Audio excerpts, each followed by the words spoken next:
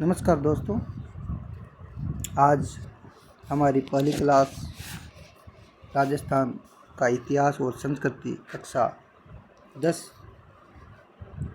की डिटेल्ड जो है इस पुस्तक का हम डिटेल सार करने जा रहे हैं। जैसा कि आपने अनेक यूट्यूब चैनल पर बार बार राजस्थान के सामान्य ज्ञान वाली जो कक्षा 6 से 6, 7, 8, 9, 10, 11, 12 इनसे संबंधित बुक से RSSB और RPSC के द्वारा प्रश्न पूछे जा रहे हैं, तो आप सिर्फ उनको देख रहे हैं, तो क्यों न हम इनका डिटेल से पूरी व्याख्या के साथ इनका अध्ययन कर ले। देखने के बजाय आपके लिए ये वीडियो कारगर सिद्ध होगी। और अब आज से 10th, 9th, 11th और 12th और बाकी जो राजस्थान अध्ययन की जो पुस्तकें हैं उनका भी विस्तृत व्याख्या के रूप में ये वाली सीरीज़ में चलाने जा रहा हूँ। तो आप निश्चिंत होकर के इनको पढ़ें और बिल्कुल तरीके से ध्यान से इनको पढ़ें। इधर उधर यूट्यूब चैनल पर केवल इसमें से क्वेश्चन आ रहे हैं, उसमें से क्वेश्चन आ रहे हैं, तो क्यों ना आप ऑथेंटिक बुक्स को ही पढ़ें, मूल किताबों को पढ़ें। तो मूल किताबों को हम फास्टली रिवीजन करेंगे और ये पुस्तक का हम रिवीजन करने जा रहे हैं। हाँ, ये ज़रूर है, आपको इस पुस्तक के बाद जैसा कि न्यू ट्रेंड चल रहा है RPSC और RSSB का कथन और कारण संबंधी प्रश्न, तो जैसे ही पेज वाइज में इनको हल करवाऊंगा पेज वाइज, तो जैसे ही 1 या 2 पेज या 3 पेज हो जाएंगे, वैसे ही मैं उनके कथन कारण संबंधी प्रश्न आपको हल करवाऊंगा, जिससे आपकी जो तैयारी है वह मजबूत हो सके। तो बिना किसी देरी के हम चलते हैं आज के इस सेशन में। कक्षा 10 राजस्थान का इतिहास और संस्कृति। देखिए, इस प्रकार की बुक है ये, ठीक है। माध्यमिक शिक्षा बोर्ड राजस्थान अजमेर द्वारा प्रकाशित बुक है। और हम स्टार्ट करते हैं डायरेक्ट अनुक्रमणिका से। देखते हैं कौन कौन से पार्ट है इसमें। अनुक्रमणिका में देखो, सबसे पहला अपन राजस्थान का इतिहास एक परिचय पढ़ेंगे, राजस्थान के प्रमुख संत और लोक देवता पढ़ेंगे, फिर राजस्थान के उत्सव और त्यौहार और मेले पढ़ेंगे, राजस्थान के वस्त्र और आभूषण पढ़ेंगे। उसके पश्चात हम राजस्थानी चित्रकला और लोक कलाएँ पढ़ेंगे। उसके बाद स्थापत्य और शिल्प के विविध आयाम पढ़ेंगे। उसके बाद लोक संगीत पढ़ेंगे। लोक संगीत के बाद हम राजस्थान के लोक नृत्य पढ़ेंगे।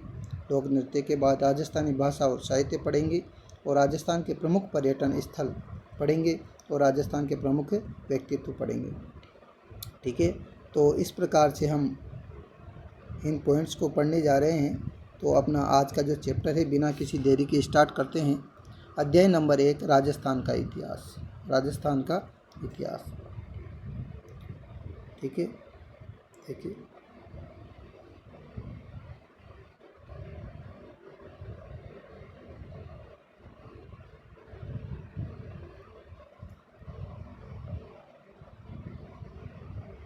सेट कर लेता हूँ मैं इसको। देखो, राजस्थान का इतिहास की अगर बात करें तो राजस्थान की सबसे पहले अपन स्थिति की बात करते हैं। राजस्थान की स्थिति और विस्तार की अपन बात कर लेते हैं।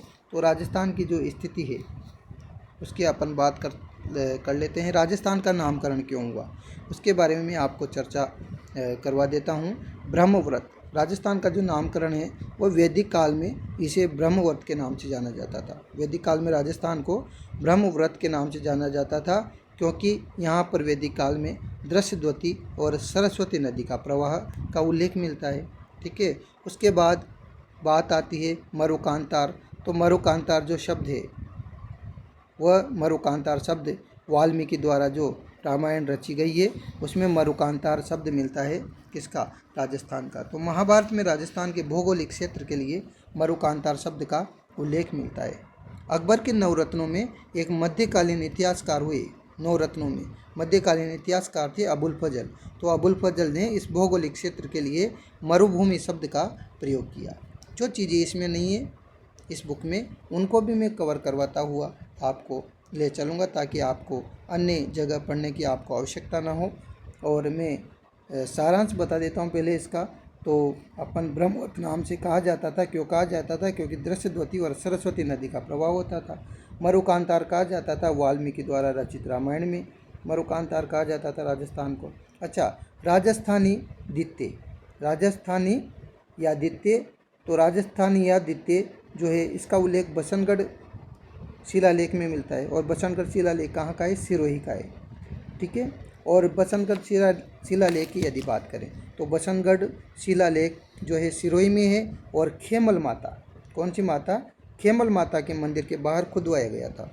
तो प्रश्न इम्पोर्टेंट है, बसंतगढ़ जो शिलालेख था वो खेमल माता के मंदिर के बाहर खुदाया गया था। अगर अपन बात करें राजपूताना शब्द की, तो राजपूताना जो शब्द है सर्वप्रथम जॉर्ज थॉमस ने दिया था 1800 ईस्वी में। कौन सी ईस्वी में? 1800 ईस्वी में जॉर्ज थॉमस ने जो है इस भूभाग के लिए जो है राजपूताना शब्द का प्रयोग किया था, यानी कि 19वीं सदी। कौन सी सदी? 19वीं सदी। तो अपन स्टार्ट करते हैं। देखो 1949 ईस्वी से पूर्व राजस्थान नाम से कोई अस्तित्व नहीं था। राजस्थान नाम से जाना ही नहीं जाता था। कोई भौगोलिक इकाई का कोई अस्तित्व नहीं था। ऐसा माना जाता है कि 1800 ईस्वी में, कौन सी ईस्वी में? 1800 ईस्वी, यानी कि 1800 ईस्वी का मतलब होता है 19वीं शताब्दी। 19वीं शताब्दी में सर्वप्रथम जॉर्ज थॉमस ने इस भूभाग के लिए कौन से शब्द का प्रयोग किया? राजपूताना शब्द का प्रयोग किया। तो जॉर्ज थॉमस कौन था? बताइए आप, कौन था जॉर्ज थॉमस? तो जॉर्ज थॉमस की यदि बात करें तो जॉर्ज थॉमस जो है ग्वालियर का शासक था। ग्वालियर का शासक कौन था? दौलत राव सिंधिया। कौन था? दौलत राव सिंधिया। दौलत राव सिंधिया जो है ग्वालियर का, दौलत राव सिंधिया।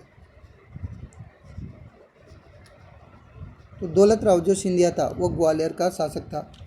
दौलत राव सिंधिया कहाँ का शासक था? ग्वालियर का शासक था दौलत राव सिंधिया।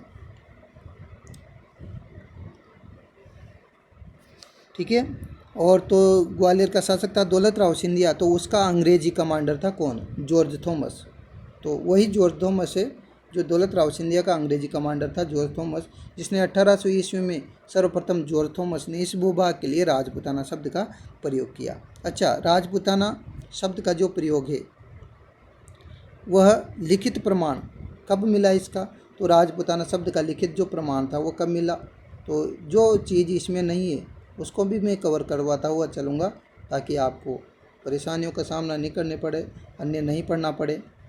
देखो, तो मैं बात कर रहा हूँ राजपूताना शब्द का।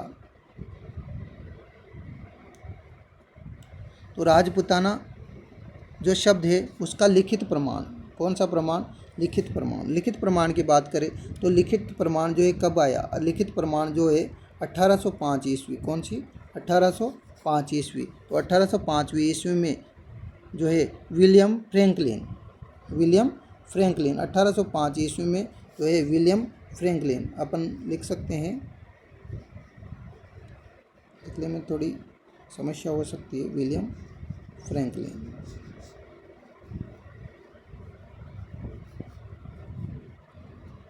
विस्तार से चर्चा करेंगे।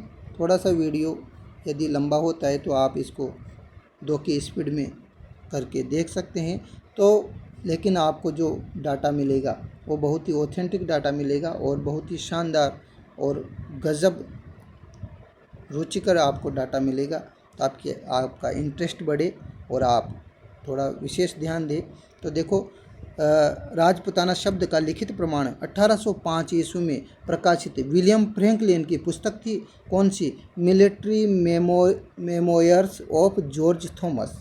Military memoirs of George Thomas. तो military memoirs of George Thomas में जो है राजपूताना शब्द का लिखित प्रमाण मिलता है ना। जॉर्ज थॉमस ने यूज़ किया 1800 में, 1805 में जो है लिखित प्रमाण मिल गया किसकी पुस्तक में? विलियम फ्रैंकलिन की पुस्तक military memoirs of George Thomas.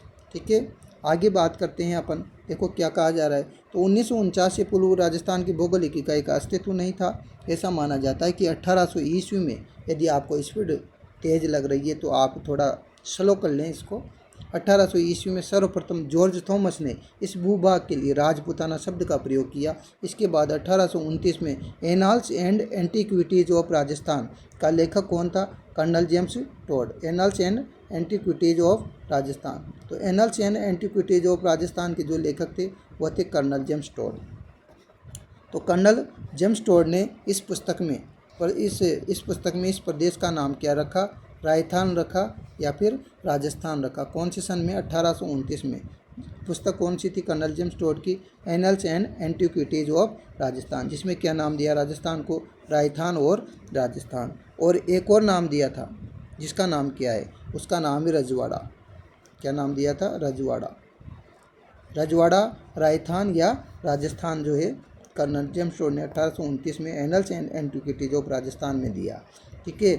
इस प्रदेश की विभिन्न रियासतों का एकीकरण तो कब हो गया था? इस प्रदेश की विभिन्न रियासतों का एकीकरण तो 30 मार्च 1949 को सर्वसम्मति से हो गया था। अच्छा, यदि मैं आपसे प्रश्न करूं जो है इसका दूसरा नाम क्या है? Annuls and antiquities of Rajasthan का दूसरा नाम क्या है? तो इसका दूसरा नाम हो जाएगा the central and western Rajput states of India. The central and western Rajput state of India इसका दूसरा नाम है। ठीक है, the central and western Rajput state of India इस पुस्तक का दूसरा नाम है। और 1835 अगर बात करें कर्नल जेम्स टोड की, तो कर्नल जेम्स टोड की सन 1835 में क्या हो गई थी? मृत्यु हो गई थी। 1835 में कर्नल जेम्स टोड की मृत्यु हो गई। और इसकी पत्नी ने सन 1839 में दूसरी पुस्तक पश्चिम भारत की यात्रा को प्रकाशित किया। किसको प्रकाशित किया? पश्चिम भारत की यात्रा को। तो इस प्रकार से जो है कर्नल जेम्स टोड से related annals and antiquities of Rajasthan है। 1829 में राजस्थान, रजवाड़ा और राजस्थान शब्द का प्रयोग किया। उसके बाद the central and western Rajput state of India, यह भी इससे रिलेटेड पुस्तक है। और पश्चिम भारत की यात्रा जो दूसरी पुस्तक है उसको प्रकाशित किसने करवाया? इनकी पत्नी ने प्रकाशित करवाया था। अच्छा, मोनोद नैन्सी ने अपनी रचना नैन्सी विख्यात और वीरभान का जो राजरूपक है उसमें राजस्थान शब्द का प्रयोग किया। ठीक है, लेकिन सबसे पहले राजस्थान शब्द का प्रयोग करने का श्रेय कर्नल जेम्स टोड को ही दिया जाता है। राजस्थान का जो एकीकरण है उसका दूसरा चरण, इम्पोर्टेंट फैक्ट बता रहा हूँ मैं, राजस्थान का जब एकीकरण हुआ था उसका कौन सा चरण? उसका जो दूसरा चरण था, उस दूसरे चरण में दूसरा चरण हुआ था कब? 25 मार्च। कब हुआ था? 25 मार्च। दूसरा चरण 25 मार्च 1948 को। 25 मार्च 1948 को जो दूसरा चरण हुआ था, उस दूसरे चरण में सर्वप्रथम राजस्थान शब्द का उल्लेख मिलता है। उसका जो है पूर्वी राजस्थान संघ के रूप में उसका उल्लेख मिलता है। और अगर बात करें तो इसमें उल्लेख मिलता है दूसरे चरण में 25 मार्च 1948 को जो दूसरा चरण हुआ था उसमें राजस्थान शब्द का उल्लेख मिलता है। ठीक है, उसके बाद बात करें तो एकीकरण का जो छठा चरण है, कौन सा चरण? छठा चरण। एकीकरण का जो छठा चरण है उस छठे चरण में 26 जनवरी 1950 में राजस्थान शब्द का वैधानिक मान्यता मिली। अगर वैधानिक मान्यता पूछ ले तो वैधानिक मान्यता तो छठे चरण में मिली थी। कब? 26 जनवरी 1950 को। 26 जनवरी 1950 को राजस्थान शब्द को वैधानिक मान्यता मिली। उसके बाद आपको पता है सही, एकीकरण का अंतिम चरण था 1 नवंबर 1956। तो 1 नवंबर 1956 में राजस्थान को राज्य पुनर्गठन आयोग की सिफारिश पर राज्य के रूप में क्या मिल गई थी? राजस्थान को मान्यता मिल गई थी। ठीक है, आगे विस्तृत नहीं बढ़ते हुए आगे जो है इस 10th के चैप्टर के अकॉर्डिंग चलते हैं। देखिए, विस्तृत व्याख्या हो चुकी है बहुत। देखो, तो 1829 में annuls and antiquities of Rajasthan के लेखक कर्नल जेम्स टोड ने इस पुस्तक में इस प्रदेश का नाम क्या रखा? राजस्थान या रजवाड़ा रखा। राजस्थान स्वतंत्रता यानी कि स्वतंत्रता के बाद स्वतंत्रता के बाद, यानी कि स्वतंत्रता के बाद जब इस प्रदेश की विभिन्न रियासतों का एकीकरण हुआ तो 30 मार्च 1949 को सर्वसम्मति से इसका नाम क्या रख दिया गया, राजस्थान रख दिया गया। और 26 जनवरी 1950 को इसको वैधानिक मान्यता मिल गई और 1 नवंबर 1956 में राजस्थान राज्य पुनर्गठन आयोग की सिफारिश पर राज्य के रूप में मान्यता मिल गई। प्राचीन साहित्य, यदि बात करें प्राचीन साहित्य और अभिलेखों में वर्तमान राजस्थान के विभिन्न क्षेत्रों के भिन्न भिन्न नाम मिलते हैं। कुछ क्षेत्र उनकी भौगोलिक विशेषताओं के आधार पर और कुछ क्षेत्र वहाँ पर बसी जातियों के नामों के आधार पर जाने जाते हैं। राजस्थान के क्षेत्रों के प्राचीनतम नामों में जिनका किसमें उल्लेख मिलता है, ऋग्वेद में उल्लेख मिलता है। ऋग्वेद में उल्लेख मिलता आया है मरु। कौन कौन से उल्लेख ऋग्वेद में? मरु। मरु के बाद है धन्व, फिर है जांगल प्रदेश, फिर मत्स्य प्रदेश, फिर सूरसेन। तो मरु, धन्व, जांगल, मत्स्य, सूरसेन। तो मरु और धन्व दोनों का अर्थ एक ही है और इसका प्रयोग जोधपुर संभाग के मरुस्थल के लिए हुआ है। मरु और धन्व का मतलब क्या होता है? मरु यानी मरुस्थल, धन्व यानी कि मरुस्थल होता है, रेत वाला मरुस्थल। तो जोधपुर संभाग के जो मरुस्थल है उसके लिए इसका प्रयोग हुआ है। ठीक है। जोधपुर पहले क्या बना? जोधपुर पहले था मरु। जोधपुर पहले क्या था? जोधपुर था पहले मरु। मरु के बाद क्या बना हुआ? मरुवार।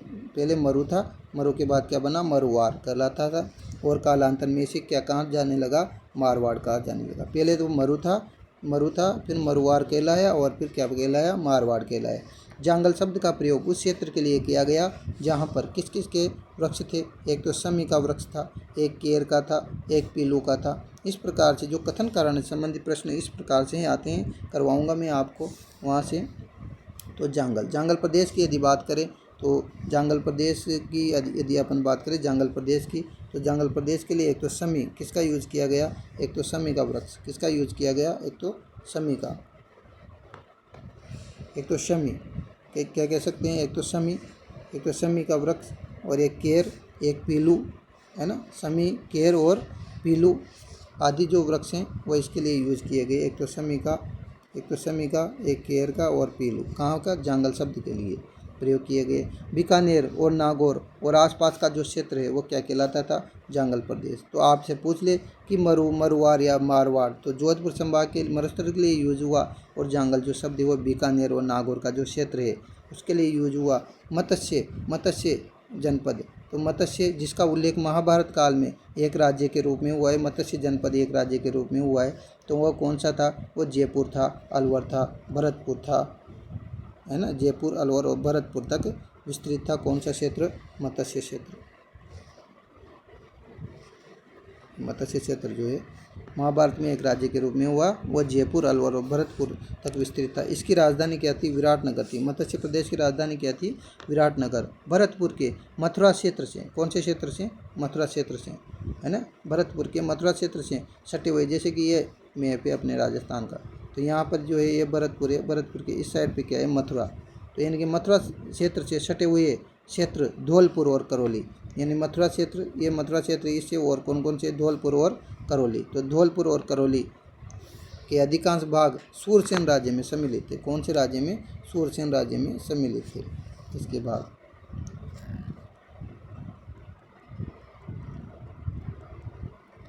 ठीक है, आगे चलते हैं। और यह भी क्या था? प्राचीन राज्य था। यह भी क्या था? एक प्राचीन राज्य था। महाभारत में भी इसका उल्लेख मिलता है। ठीक है, आगे चलते हैं। भौगोलिक विशेषताओं के आधार पर नामित कुछ अन्य क्षेत्र निम्नलिखित थे। माही नदी के पास का प्रतापगढ़ का भूभाग कांठल कहलाता था। डायरेक्ट ही प्रश्न पूछ लिए जाते हैं। माही नदी के पास का जो प्रतापगढ़ का जो भूभाग है वो क्या कहलाता था? तो माही नदी के पास का जो प्रतापगढ़ का जो भूभाग है वो क्या कहलाता था? तो माही नदी के पास का प्रतापगढ़ का जो भूभाग है वह कांठल कहलाता था। ठीक है, कांठल कहलाता था क्योंकि यहाँ यह क्षेत्र माही नदी के किनारे कांठे पर, यानी कि उसके तट के किनारे बसा हुआ है। 56 गांवों का समूह होने के कारण प्रतापगढ़ और बांसवाड़ा को मध्य भूभाग को 56 का मैदान कहा जाता है ना। 56 गांवों का समूह होने के कारण प्रतापगढ़ और बांसवाड़ा के मध्य के मैदान को 56 का मैदान कहा जाता है। तो 56 का मैदान किसे कहते हैं? प्रतापगढ़ और बांसवाड़ा। याद नहीं रहे तो आप बाप वाले ट्रिक से याद करें। बा से हो गया बांसवाड़ा, प से हो गया प्रतापगढ़। तो बांसवाड़ा और प्रतापगढ़ के मध्य का भूभाग 56 का मैदान कहलाता है। उसके बाद चलें,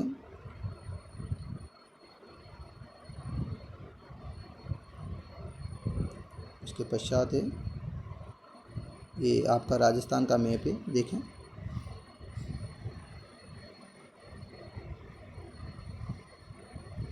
ये जंगल प्रदेश, यहाँ पर अगर बात करें ये वाला क्षेत्र जंगल भी, बीकानेर और नागौर वाला क्षेत्र जंगल प्रदेश है। और इसको मांड वल भी कहा जाता है, जैसलमेर वाला क्षेत्र मांड या वल। मरु यानी मरुस्थल वाला जोधपुर, ठीक है। और कह सकते हैं अपन ये जो है मारवाड़ है यहाँ पे, ठीक है, मरु। और ये जो है ढूंढाड़ है, मेवात है ना, ऊपर माल का है, हाड़ौती है, मेवाड़ है, वागड़ है, ठीक है। आगे चलते हैं। तो राजस्थान के प्राचीन स्थानीय नाम, तो यहाँ पे जो है छप्पन का जो मैदान है वो मैदान कहलाता है। भैंसरोडगढ़ से, अब देखो एक और फैक्ट आ रहा है यहाँ पे, भैंसरोडगढ़ से लेकर के बिजोलिया तक का क्षेत्र पठारी होने के कारण क्या कहलाता था? ऊपरमाल का पठार कहलाता था। ध्यान रखें, ऊपरमाल का पठार किसे कहा जाता था? भैंसरोडगढ़ से लेकर के बिजोलिया तक, है ना। भैंसरोडगढ़ से बिजोलिया तक का जो है ऊपरमाल का पठार कहलाता था। ऊपरमाल, इसमें क्या आ रहा है? ऊपर माल। तो माल से ध्यान रखिए, कौन सा माल? बीज का माल। कौन सा माल? जो बीज का माल रखा हुआ था उसको कौन खागी? भैंस खागी। बीज के माल को कौन खागी? भैंस खागी। तो यानी कि भैंस से भैंसरोडगढ़ और बीज से बिजोलिया। तो भैंसरोडगढ़ और बिजोलिया के बीच का जो भाग है वो क्या कहलाता है? माल। माल कौन सा? ऊपर माल, ऊपर का माल यानी ऊपर माल। तो ध्यान रखें, भैंसरोडगढ़ और बिजोलिया तक का क्षेत्र पठारी होने के कारण ऊपर माल नाम से जाना जाता है। उसके पश्चात चलते हैं अपन, विस्तृत जो अध्ययन है राजस्थान का वो राजस्थान के भूगोल वाले भाग में करेंगे, ठीक है। और उदयपुर के आसपास का प्रदेश पहाड़ियों की अधिकता के कारण क्या कहलाया? गिरवा कहलाया। मतलब गिरवा क्यों कहा जाता था? क्योंकि यहाँ पर क्या थी? सबसे ज़्यादा उदयपुर में सबसे ज़्यादा क्या है? गिरवा कहा जाता था, क्योंकि पहाड़ियों की वजह से, है ना। उदयपुर को जो है पहाड़ियों की वजह से क्या कहा जाता है? गिरवा कहा जाता है। तो गिरवा उदयपुर, ऐसे ध्यान रखें। जैसलमेर का प्राचीन नाम क्या था? मांड कहा जाता था किसको? जैसलमेर को। तो जैसलमेर का प्राचीन नाम था मांड। डूंगरपुर बांसवाड़ा का क्षेत्र क्या कहलाता था? बागड़। क्या कहा जाता था? बागड़ कहलाता था। डूंगरपुर बांसवाड़ा का क्षेत्र कोटा और बूंदी का प्रदेश किस नाम से जाना जाता है? हाड़ौती के नाम से कोटा और बूंदी का जो है प्रदेश जाना जाता है। सीकर, झुंझुनू और चूरू का जो क्षेत्र है वो शेखावाटी के नाम से जाना जाता है। किस नाम से जाना जाता है? शेखावाटी के नाम से जाना जाता है, ठीक है।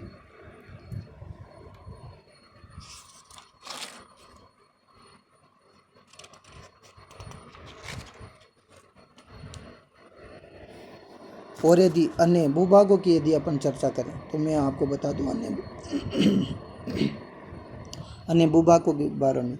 ढूंढाड़ जो होता है वो जयपुर और दौसा, ढूंढाड़ की बात करें तो ढूंढाड़ जो होता है वो जयपुर और दौसा के आसपास का जो क्षेत्र है वो क्या कहलाता है? ढूंढाड़ कहलाता है। जयपुर और दौसा के, यहाँ पे देख लो जयपुर। यदि अपन बात करें किसकी? जयपुर और दौसा,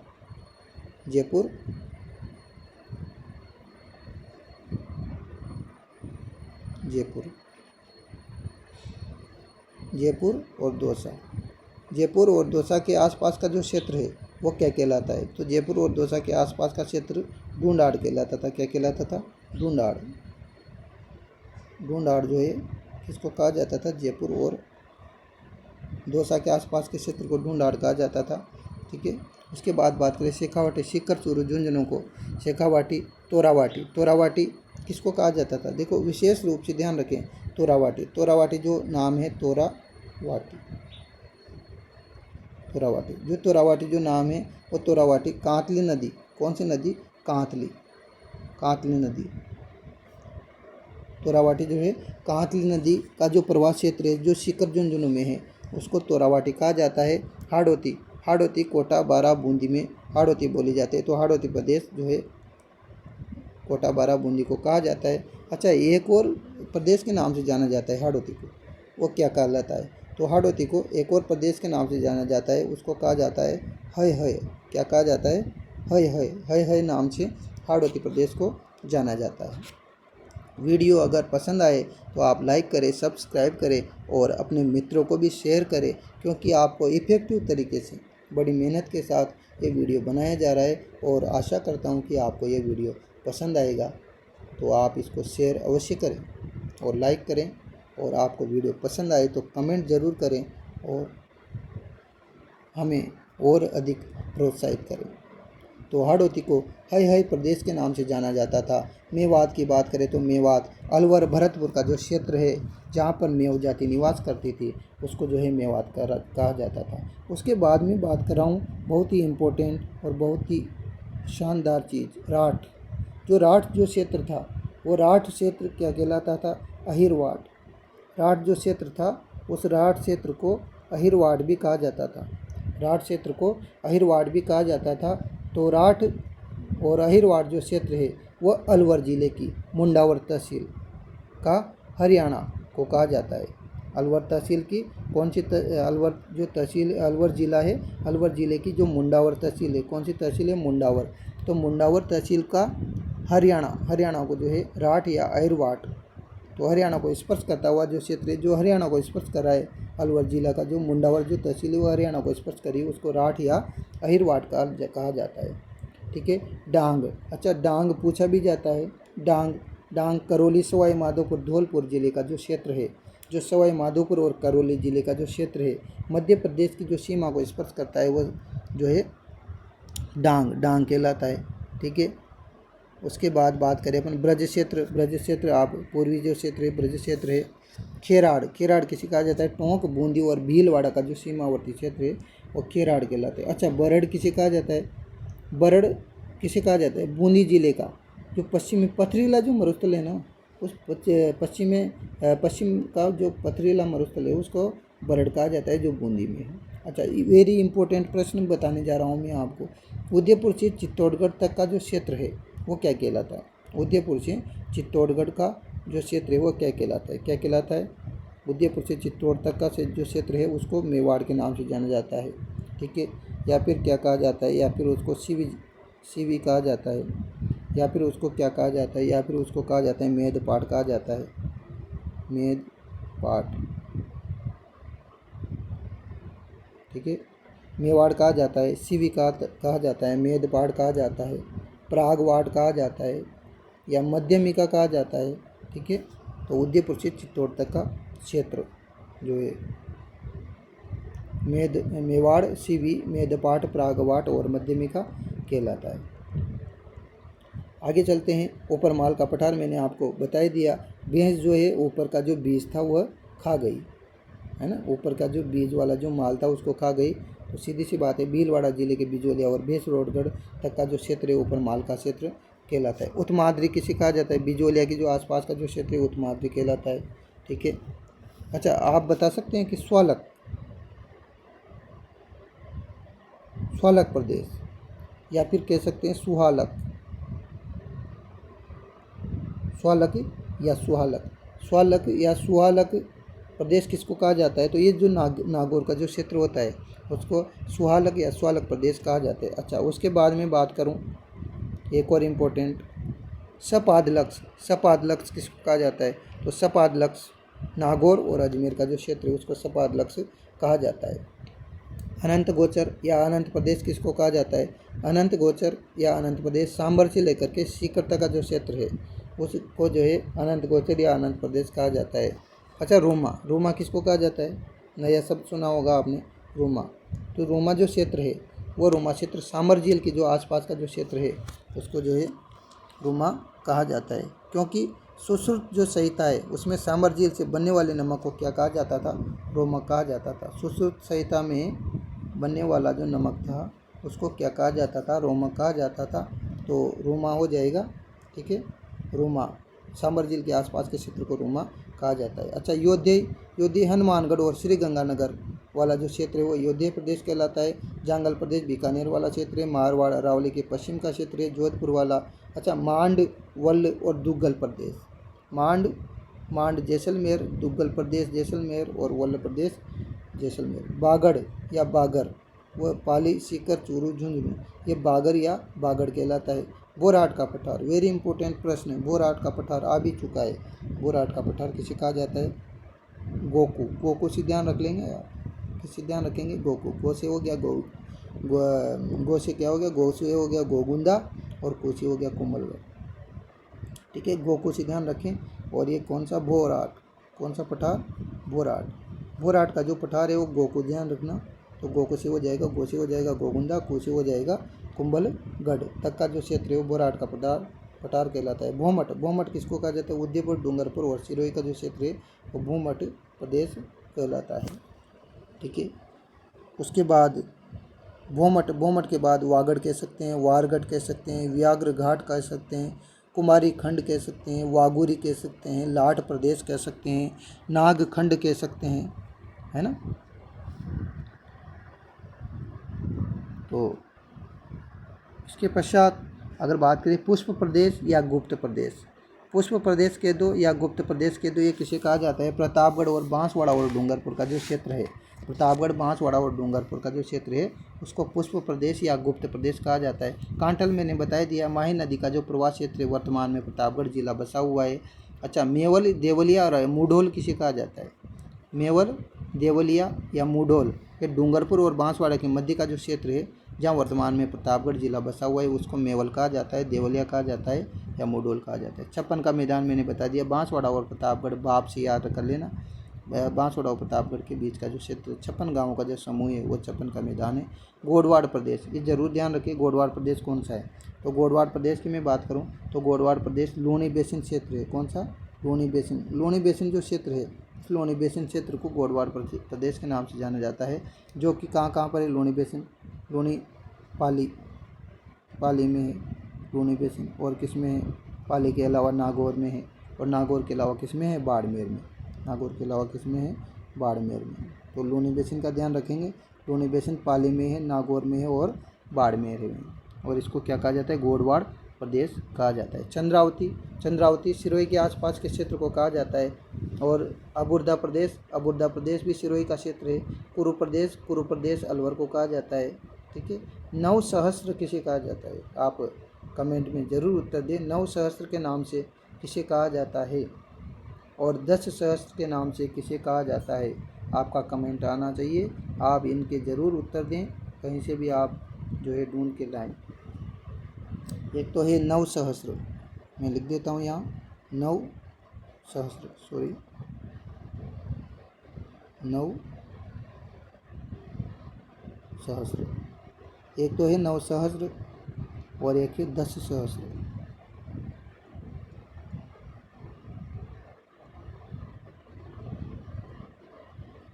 ठीक है, नवसहस्त्र और एक 10 सहस्त्र किसे कहा जाता है? और एक सप्तशत, एक और क्वेश्चन है आपके लिए, सप्तशत, और सप्तशत किसे कहा जाता है? ठीक है, और गुजरात प्रदेश आप लोग जानते होंगे, जोधपुर और पाली का जो क्षेत्र है वह गुजरात प्रदेश कहलाता है। ठीक है, आगे चलते हैं, वीडियो की जो सीमा है उसको आगे बढ़ाते हुए, क्योंकि समय बहुत हो जाएगा, अभी फर्स्ट पेज ही चल रहा है। बाकी आपको नॉलेज जो है बहुत ही ऑथेंटिक प्रकार की नॉलेज मिलेगी, और आने एग्ज़ाम में आने वाले क्वेश्चन ही आपको मिलेंगे। ठीक है, आगे चलते हैं। तो जैसलमेर, मांड, डूंगरपुर, बांसवाड़ा, बागड़ क्षेत्र, गोटा, बूंदी का प्रदेश, हाड़ौती प्रदेश जिसको है के नाम से भी जाना जाता है, सीकर, झुंझुनू और चूरू का क्षेत्र शेखावाटी के नाम से जाना जाता है। उसके बाद यदि बात करें इतिहास का काल विभाजन, तो इतिहास का यदि काल विभाजन करें तो मोटे तौर पर मानव के संपूर्ण इतिहास को 3 कालों में विभक्त किया जाता है। कितने कालों में? 3 कालों में विभक्त किया जाता है मानव के इतिहास को, 3 कालों में, मोटे तौर पर कितने कालों में? 3 कालों में विभक्त किया जाता है। एक तो प्राक युग, कौन सा युग? प्राक युग, है ना, प्राक ऐतिहासिक युग। प्राक ऐतिहासिक युग एक होता है आद्य युग, एक तो प्राक युग हो गया, एक आद्य युग हो गया, और एक कौन सा हो गया? ऐतिहासिक युग हो गया। तो प्राक युग इतिहास के उस काल को कहा जाता है जिसके ज्ञान के लिए कोई लिखित साक्ष्य उपलब्ध नहीं है, मतलब लिखी हुई चीज़ें नहीं है, भाई ऐसा हुआ होगा, तो लिखित साक्ष्य उपलब्ध नहीं है, वो प्राक युग कहलाता है। अर्थात मानव लेखन कला से क्या था, ऐसा अनुमान लगाया जा सकता है कि जब लिखित साक्ष्य उपलब्ध नहीं थे तो मानव क्या था, लेखन कला से अपरिचित था।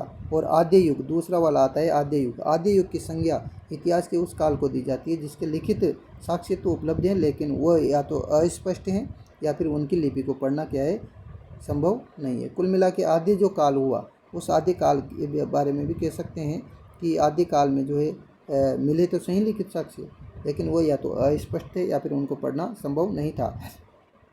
ऐतिहासिक युग उस काल को कहते हैं जो इतिहास को कहा जाता है जिसके संबंध में स्पष्ट और सुपठित साक्ष्य उपलब्ध होते हैं। मतलब स्पष्ट रूप से और पढ़े लिखे बहुत ही अच्छी तरह से पढ़े जाने वाले साक्ष्य उपलब्ध और लिखित साक्ष्य उपलब्ध होते हैं, उनको ऐतिहासिक युग कहा जाता है।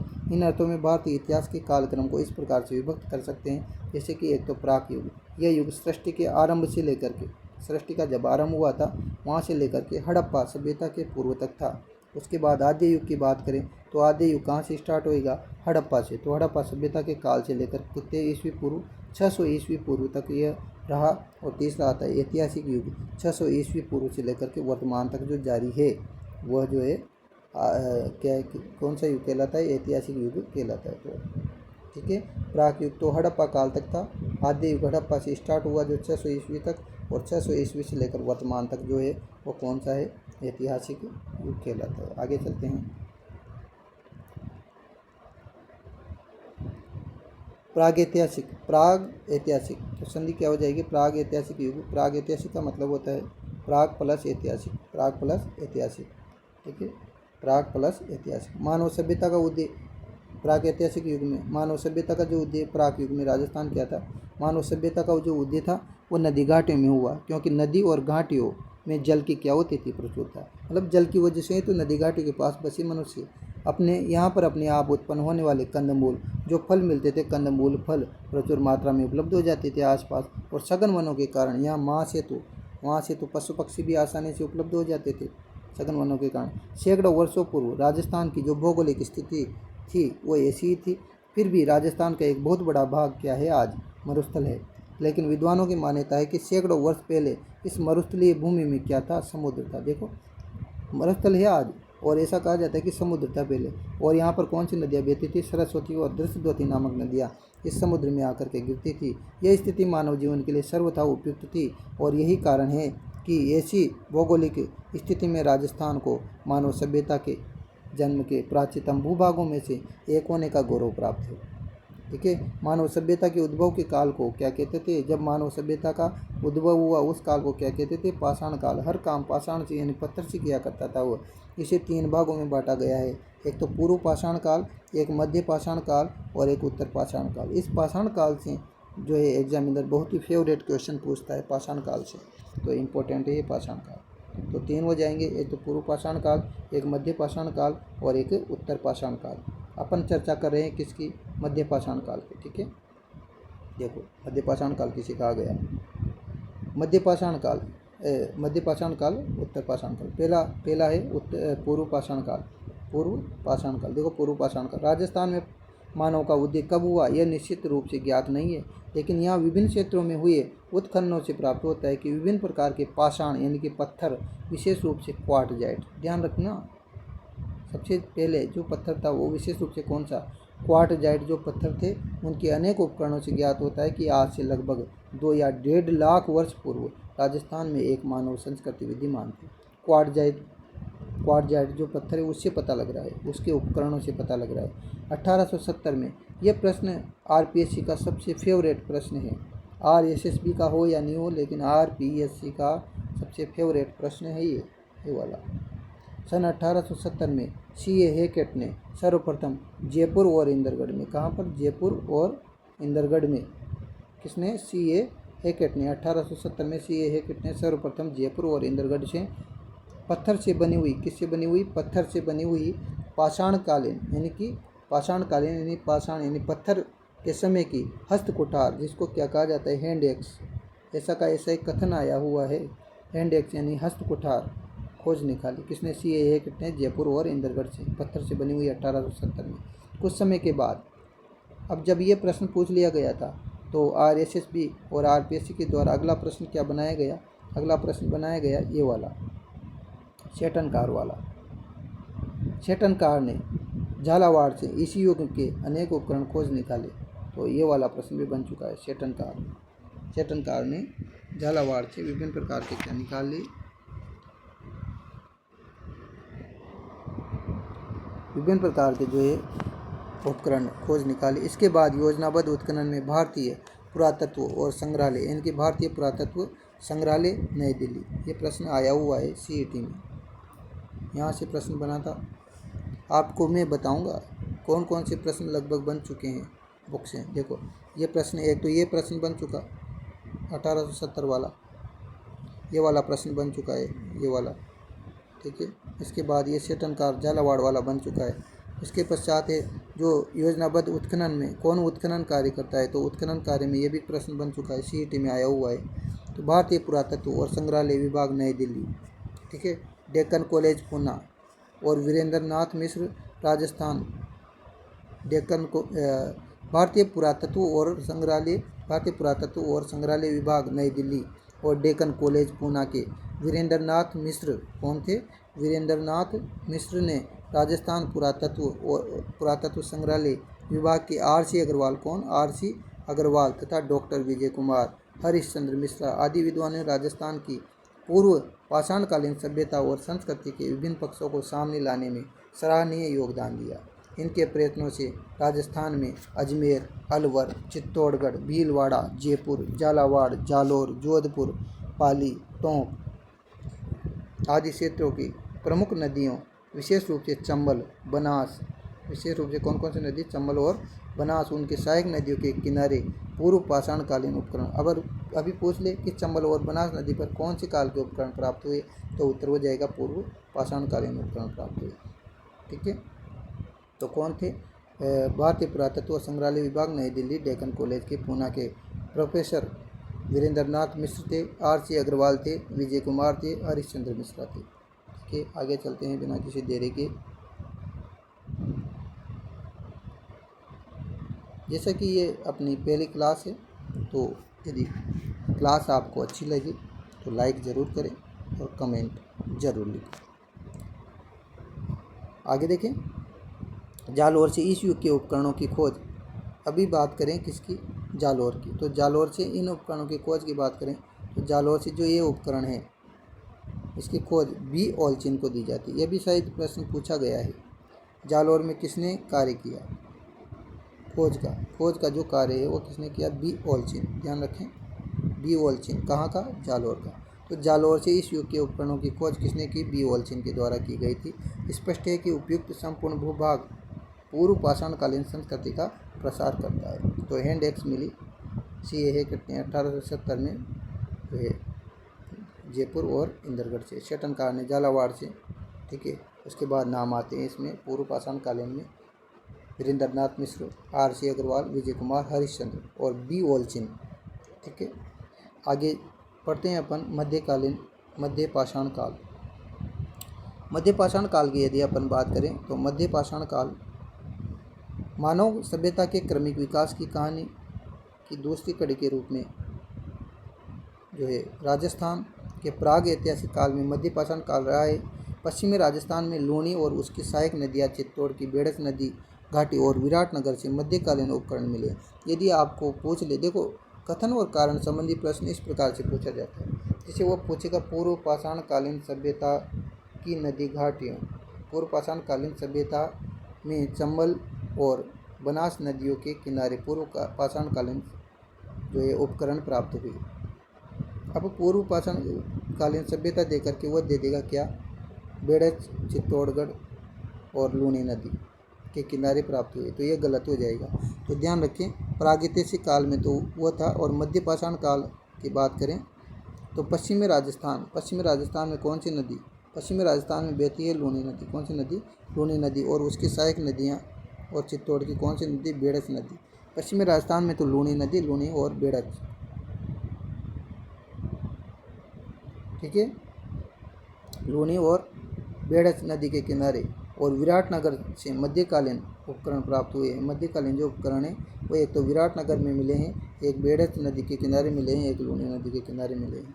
इस काल के उपकरण छोटे, देखो ये इंपॉर्टेंट फैक्ट है यहाँ पर, प्रश्न इसी टाइप के आ रहे हैं, जैसा मैं आपको बता रहा हूँ तो प्रश्न इसी टाइप के आ रहे हैं, क्योंकि मेरे द्वारा भी वह एग्ज़ाम दिए जाते हैं RPSC first grade second grade, तो जो है तो इस प्रकार के जो प्रश्न हैं वो आ रहे हैं, और मुझे पता है कि कहाँ से किस प्रकार के प्रश्न बन रहे हैं, और जहाँ पर मुझे उनकी आवश्यकता है उन प्रश्नों को मैं नोटिस कर रहा हूँ। तो देखो आप, इस काल के उपकरण कैसे हैं? छोटे। देखो ऐसे पूछे जाते हैं प्रश्न, छोटे हैं, हल्के हैं और कुशलता से निर्मित किया गए हैं। तो मध्य काल की ध्यान रखना, मध्य का मतलब होता है बीच में, तो बीच वाले जो काल है उसमें छोटे और हल्के और कुशलता से निर्मित है। कौन कौन से नदियों के किनारे? एक तो लूणी और एक बेडस नदी हो, और विराटनगर जयपुर में छोटे, हल्के और कुशलता से निर्मित है ये उपकरण। जेस्पर, देखो ये उपकरण कौन कौन से हैं? ये उपकरण है जेस्पर, एगेट, चर्ट, कार्नेलियन। एक तो जेस्पर है, एक एगेट है, एक चर्ट है, एक कार्नेलियन है। जेस्पर, एगेट, चर्ट और कार्नेलियन। और क्वार्टजाइट। क्वार्टजाइट की भरमार तो पूर्व पाषाण कालीन पत्थरों में देखने को मिलेगी सही आप, ठीक है। और इसके अलावा कौन सा पत्थर मिला है? इसके अलावा पत्थर मिला है कल्चेडोनी। कौन सा? कल्चेडोनी। जैसा का जैसा ही लाइन उठाता है RSSB।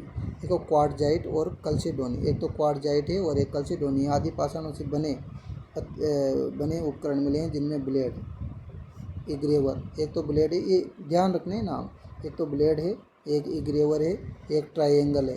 ब्लेड है, इग्रेवर है, ट्रायंगल है, क्रेसेंट है, क्रेसेंट इंपॉर्टेंट है, एक ट्रेपेज है, ठीक है। Blade, engraver, triangle, crescent, trapeze, scraper, scraper, ठीक है, स्क्रेपर, स्क्रेपर, पॉइंटर आदि उल्लेखनीय हैं। पत्थर के बने इन छोटे उपकरणों को माइक्रोलिथ, बस यहीं पर ये इम्पोर्टेंट फैक्ट आ गया। आपसे इस प्रकार से कथन कारण का प्रश्न बन सकता है। मध्यकालीन जो पाषाण काल था उसमें उसके उपकरणों को माइक्रोलिथ कहा जाता है। उसके नीचे उसके नीचे दे देगा मध्यकालीन उपकरणों में jasper, agate, chert, carnelian, quartzite, chalcedony आदि पाषाणों से निर्मित थे, जिनमें blade, engraver, triangle, crescent, trapeze, scraper, pointer आदि उल्लेखनीय हैं। तो बिल्कुल सही है, कथन भी सही है। माइक्रोलिथ लघु पाषाण काल उपकरण कहा जाता था, ठीक है। और ये इसकी व्याख्या भी कर रहा है, क्योंकि इसमें ये चीज़ें बनी, तो व्याख्या कर रहा है, बिल्कुल सही बात है। तो दोनों कथन सही है, आर्य की सही व्याख्या कर रहा है। आपको इस प्रकार के प्रश्न बनाए जाएंगे मेरे द्वारा, जब ये वीडियो अपन कंप्लीट कर लेंगे। जहाँ तक इसके पेज नंबर आते हैं वहाँ तक के आपको कथन कारण संबंधी प्रश्न देखने को मिलेंगे, जो आपकी अगले एग्ज़ाम की परीक्षाओं में लाभकारी सिद्ध होंगे। उत्तर पाषाण काल या नव पाषाण काल। भारत के अन्य भागों की तरह ही राजस्थान में भी उत्तर यानी कि नव पाषाण कालीन सभ्यता का उदय हुआ। अजमेर, नागौर, कौन कौन सा? एक तो अजमेर है, एक नागौर है। एक तो अजमेर है, एक नागौर है, एक सीकर है, झुंझुनू। अजमेर, नागौर, सीकर, झुंझुनू, जयपुर, उदयपुर, चित्तौड़गढ़, जोधपुर आदि स्थानों से उत्तर पाषाण कालीन सभ्यता के अनेक उपकरण प्राप्त हुए। तो आपको सबसे ज़्यादा इम्पोर्टेंट तो पूर्व पाषाण कालीन है, और उसके बाद जो इम्पोर्टेंट है ये वाला पार्ट इम्पोर्टेंट है, ये वाला, ठीक है, इस वाले पेज से। और यहाँ से प्रश्न बनेगा, दूसरे पेज नंबर 2 से प्रश्न बनना है निश्चित रूप से, ठीक है। और आगे की जो बातें हैं और आगे का जो स्पष्टीकरण है वो अगले वीडियो में करेंगे। वीडियो आपकी जो है बहुत लंबी हो चुकी है, तो वीडियो देखने के लिए आपका धन्यवाद। कमेंट करें क्लास आपको कैसी लगी, और हमें प्रोत्साहित करें, चैनल को लाइक करें, सब्सक्राइब करें। Thank you.